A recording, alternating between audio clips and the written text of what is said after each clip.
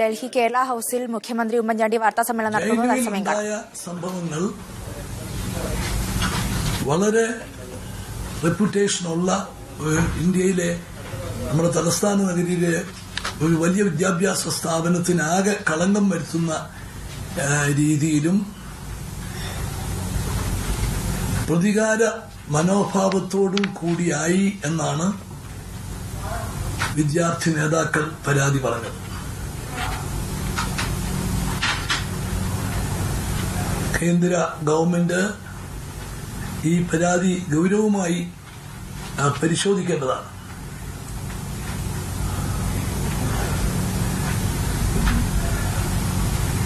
ആരെങ്കിലും തെറ്റ് ചെയ്തിട്ടുണ്ടെങ്കിൽ ആ തെറ്റ് കണ്ടെത്തി നടപടികളുമായി മുമ്പോട്ട് പോകാം. പക്ഷേ നിരപരാധികളും അതില് കുടുങ്ങിയിരിക്കുന്നു. അതിന്റെ പേരില് ആ വിദ്യാഭ്യാസ സ്ഥാപനത്തിനെതിരെ ഒന്നാകെ അപമാനകരമായ ഒരു നടപടിയാണ് ഉണ്ടാകുന്നത് എന്നുള്ളതാണ് ഉള്ള പരാതി. അതിനേക്കാൾ ഗൌരവമായിട്ടുള്ളതാണ് കോടതികളിൽ ഉണ്ടായ സംഭവങ്ങൾ.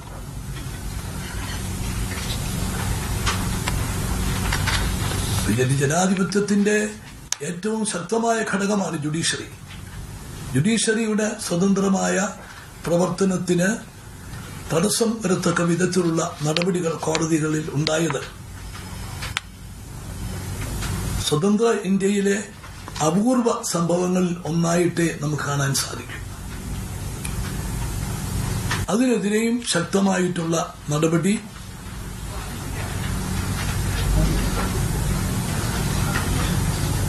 ഉണ്ടാകണം. അതിന് കേന്ദ്ര ഗവൺമെന്റ് തയ്യാറാകണം എന്നാണ് പറയാൻ ആഗ്രഹിക്കുന്നത്.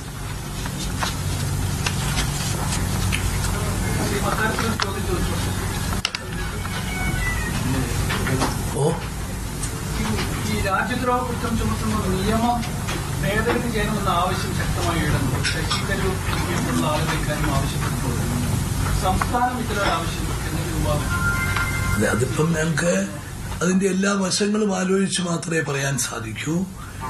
നിയമത്തെക്കാൾ ഡൽഹി കേരള ഹൌസിൽ മുഖ്യമന്ത്രിയുടെ വാർത്താ സമ്മേളനമാണ് കണ്ടത്. JNU വിഷയത്തിൽ കേന്ദ്ര സർക്കാർ ഉചിതമായ നടപടിയെടുക്കണമെന്നും അദ്ദേഹം ആവശ്യപ്പെടുന്നു.